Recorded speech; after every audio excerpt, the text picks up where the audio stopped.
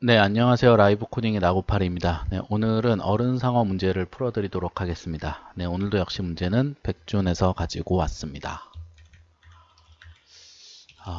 우선 우리는 네 방향 탐색을 해야 되기 때문에 up, down, left, right 이렇게 먼저 구현을 해 놓고요.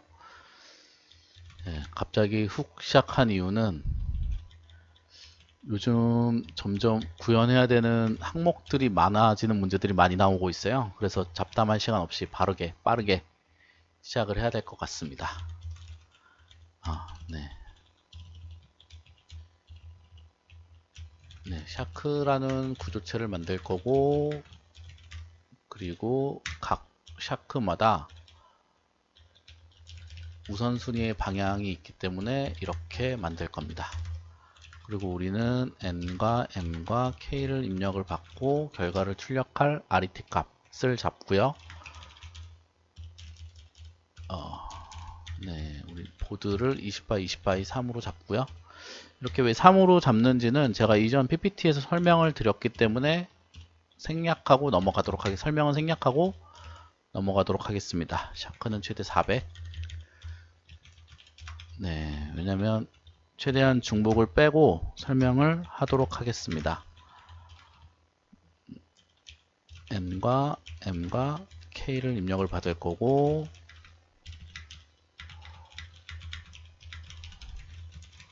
네.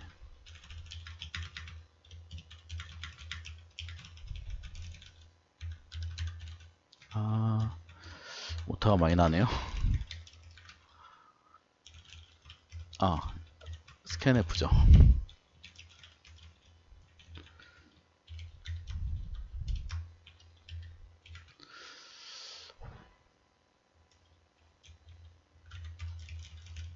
네, y, x, 0. 우리는 0번째에 상어의 이제 번호를 입력을 받을 거기 때문에 이렇게 한 거고, 얘가 0이 아니라면 그 위치에 상어가 있는 거잖아요. 그래서 우리는 샤크 넘버라는 애를 만들 거고 1을 빼도록 하겠습니다. 1을 빼는 이유는 이 보드는 상어가 1번부터 인덱싱이 될 거고 이 샤크라는 배열은 0번부터 인덱싱이 될 거라 그것을 맞춰주기 위해서 1을 뺐고요. 그리고 나면 우리는 샤크에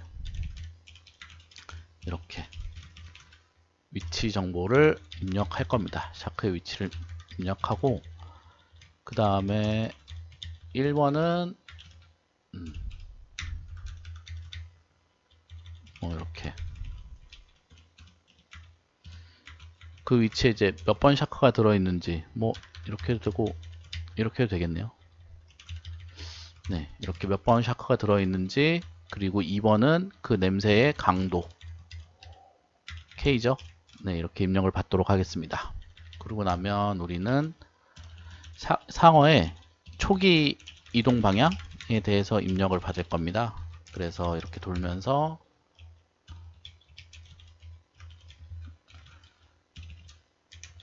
샤크의 초기 이동 방향을 입력을 받고요. 그 다음에 얘도 인덱스가 1부터 시작하기 때문에 이렇게 한 칸을 빼줄 거고요. 그리고 나면 우리는 또 이제 샤크의 개수만큼 4개의 방향으로 그 우선순위, 이동 방향의 우선순위를 또 입력을 받을 겁니다.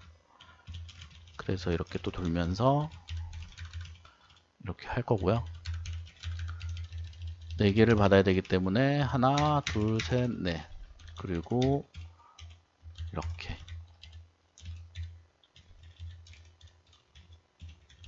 네, 이렇게 되겠죠? 하나, 둘, 셋, 넷. 그래서 하나, 둘, 셋. 네, 이렇게 될 거고요. 얘도 똑같이 1번부터 입력을 받았기 때문에 우리가 하나씩 빼서 이렇게 저장을 하도록 하겠습니다. 네, 이렇게 하고 그럼 이제 입력은 다 받았고요. 그 다음에 RET 값을 초기화를 해주고 solve라는 시뮬레이션 함수를 만들어주고 그리고 우리는 결과를 이렇게 출력을 하면 문제는 끝나게 됩니다. 네, 이렇게 디자인을 했고요. 그 다음에 우리는 이제 이 solve 함수만 이제 시뮬레이션 조건에 따라 구현을 해주면 됩니다. 네, 벌써 5분이 지났는데요. 이번에 좀 입력받을 게 너무 많아가지고 네, 솔브에서 이제 구현해야 되는 것은 시간을 한 턴 증가할 때마다 증가시켜주고 1000턴이 넘어가면 이제 종료시켜주고 또는 상어가 한 마리만 남아있으면 또 종료시켜주고 그리고 상어를 움직여야 될 때 조건에 맞게 움직여주고 이런 이제 기능들을 통합적으로 짜주면 됩니다. 그래서 필요한 변수들을 먼저 잡고 시작하면 타임과 킬 샤크 네, 그래서 이제 킬 샤크를 카운트를 하면 상어가 죽을 때마다 카운트를 하면 이제 언제 브레이크를 걸어야 되는지 우리가 알 수 있기 때문에 이렇게 한 거고요. 그래서 1000까지 돌 거고 매 턴마다 타임은 증가할 거고요. 그리고 만약에 타임이 작으면 RET는 타임을 갱신시켜 줄 겁니다. RET 값을 타임으로 갱신시켜 줄 거고 여기서도 킬 샤크가 n보다 한 개 작으면 더 이상 돌 필요 없이 브레이크를 걸어주면 됩니다. 네, 그리고 나서 이제 상어를 움직여주는 시뮬레이션 코드만 짜면 되는데 여기서 이제 이 보드에 상어가 움직이면서 이 값들이 계속 변화하게 될 건데 이때 스테이트 관리를 잘못하면 이게 쪽날 수 있습니다. 그래서 가장 일반적으로 가장 쉽게 할 수 있는 방법은 이 보드를 하나를 그대로 복사를 뜹니다. 카피를 뜨고 상어가 움직이는 조건에 따라서 갱신이 되면 그 복사 뜬 보드에 그러니까 뉴 보드라고 할 건데 뉴 보드에 갱신을 시킬 거고요. 그리고 나서 한 턴이 끝나면 뉴 보드에 있는 값을 다시 보드로 옮겨줄 겁니다. 뭐 조금 비효율적인 수는 있는데 일단은 좀 간결하게 짤 수 있어서 이렇게 짤 거고요. 왜냐면 이번 문제 같은 경우는 시간이 중요한 문제가 아닙니다. 런타임 시간이 중요한 문제가 아니기 때문에 그냥 그렇게 구현을 한번 해보도록 하겠습니다. 그래서 이렇게 뉴보드라는 애를 하나를 만들 거고요.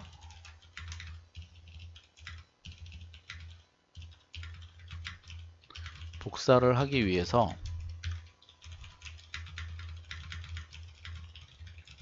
이렇게 만들 거고 y 아이고 x0에 보드 값을 복사할 겁니다. 그럼 여기 있는 상어 번호가 일로 넘어오게 될 거고 그 다음에 냄새의 강도도 이렇게 복사를 할 겁니다. 그리고 나서 얘가 0보다 크다면 한 턴이 지났으니까 냄새를 하나를 빼줄 거고요. 네, 음수가 되지 않게 하기 위해서 이렇게 처리를 하는 거고요. 그 다음에 만약에 또 하나를 뺀 냄새가 0보다 크다면 냄새가 존재한다면 그 냄새의 주인도 복사를 시켜줍니다. 네, 이렇게요. 아, 냄새의 주인이 1번이었죠. 이렇게요. 네, 이렇게 초기화를 해주시고요. 네, 이렇게 해주시면 됩니다. 네. 그리고 뭐 설명 나온 김에 이렇게 됐을 때 한 턴이 끝나면 이거를 거꾸로 역으로 복사를 해주시면 됩니다. 역으로 이런 식으로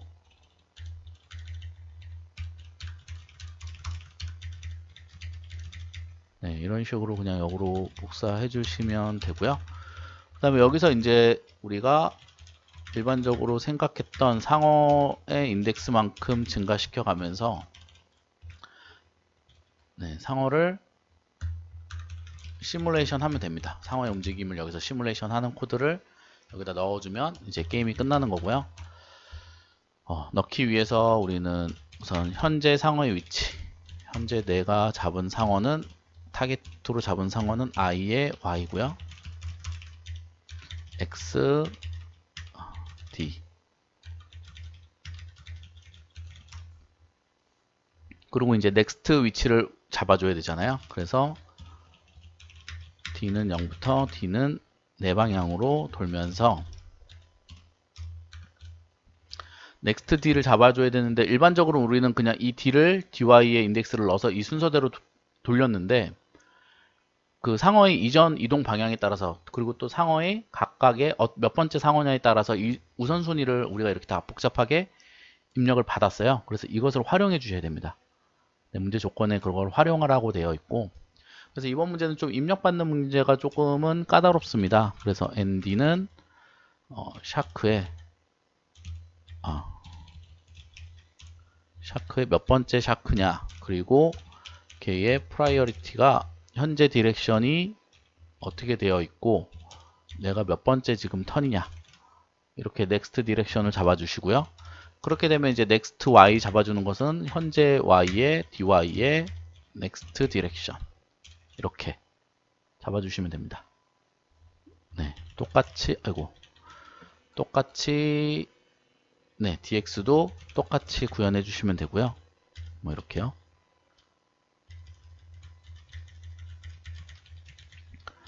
네, 이렇게 해주시면 되고,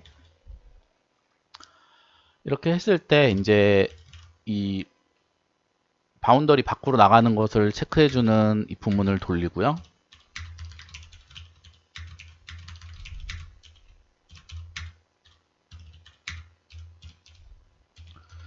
오늘 진짜 코딩이 안 되는 날이네요. 네, 맞나요? 잡고 그거 나고. 네, 이렇게 되면 이제 바운더리 밖으로 나가는 거니까 처리를 해주시면 되고요. 근데 냄새가 있어도 벽하고 똑같이 처리를 해주셔야 되잖아요, 처음에는. 그리고 내 방향이 다 돌았는데 냄새로 인해서 이 상어가 움직이지 못했다면 자기의 냄새 쪽으로 이동을 하는 거는 가능했잖아요. 네, 그렇기 때문에 이번 첫 번째 케이스에 대해서는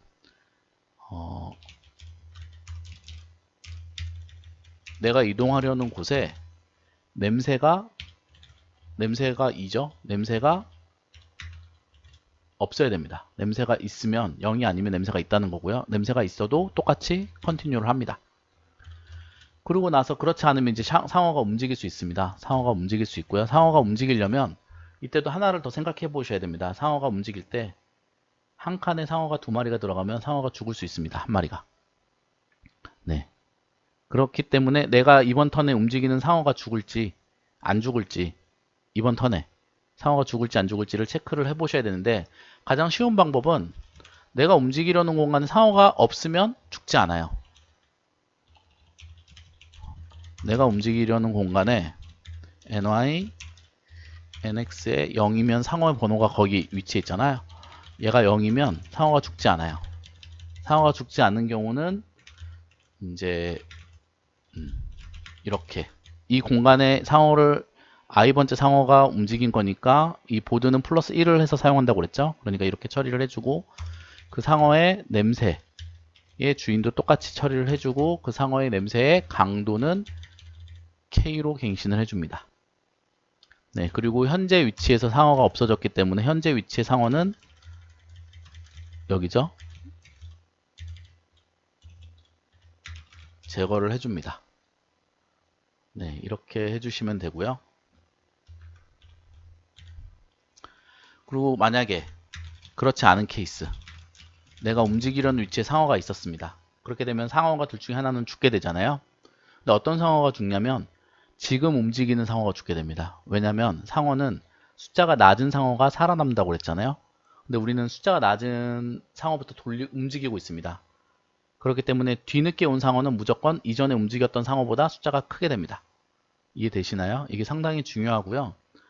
뭐 다 예외 처리해가지고 다 이렇게 덕지덕지 코딩을 짜셔도 상관없습니다. 그래서 상관없는데, 코드가 길어지면 실수할 확률이 늘어납니다. 실수할 확률이 늘어난다는 것은 당연히 시험장에서 페일할 수 있는 확률이 늘어난다라는 말이고요.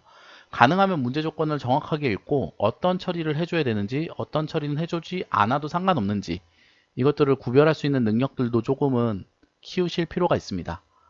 네, 좀 말이 길었고요. 그래서 이제 현재 위치에 있는 상어를 죽이려면 킬 샤크를 한 칸을 증가시켜 주시면 되고요. 그 다음에 현재 위치의 상어를 y 값을 -1로 해서 죽였다. 이번 상어가 죽었다라는 것을 체킹하도록 하겠습니다. 이렇게 되면 여기서 상어가 이미 죽어 있으면 처리를 이런 식으로 해주시면 되고요. 아, 그리고 제가 여기서 하나 빠졌는데, 이 보드가 갱신이 됐잖아요.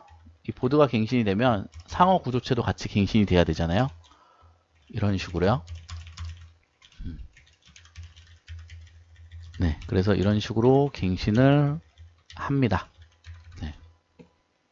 상어로 움직이고 상어가 갱신되고, 그 다음에 상어가 죽는 케이스도 얘가 공통이니까 얘는 밖으로 빼고요.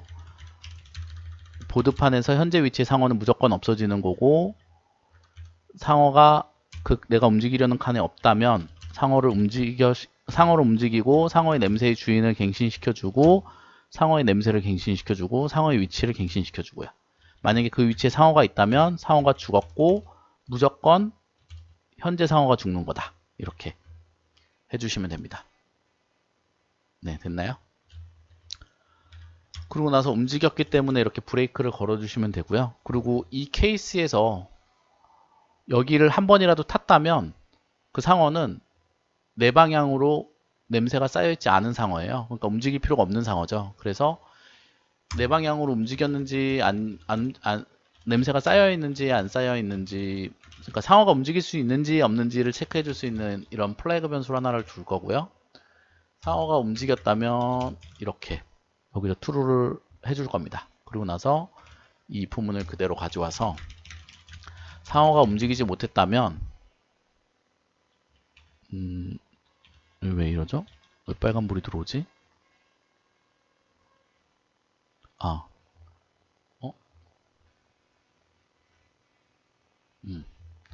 제가 이거를 잘못 넣었네요. 네.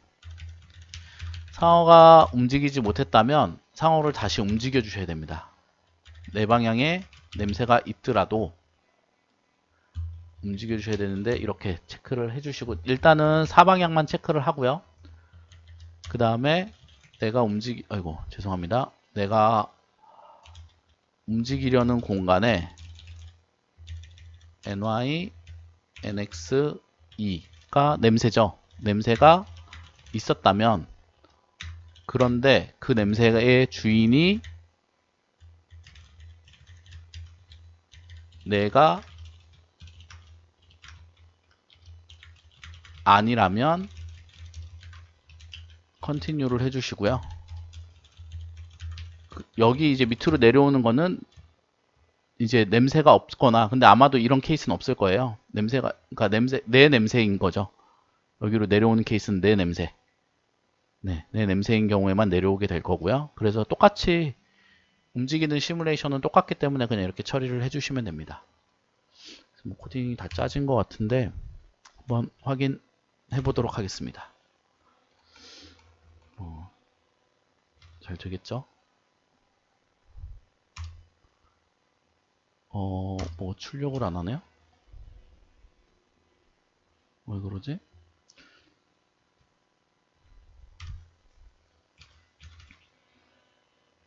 뭐가 잘못됐나?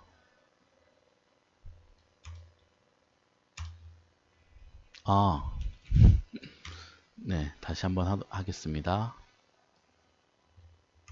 네, 14 나오는 걸 확인했고요. 두 번째까지만 한번 확인해 보겠습니다. 네, 26 나오는 거 확인했고 한번 제출을 하도록 하겠습니다. 네, 보시면 네, 지금 한 19분 가량 지나고 있는데 20분 안쪽으로 항상 끊으려고 생각하니까 좀 버겁네요. 네, 맞은 것을 이제 확인할 수가 있었고요.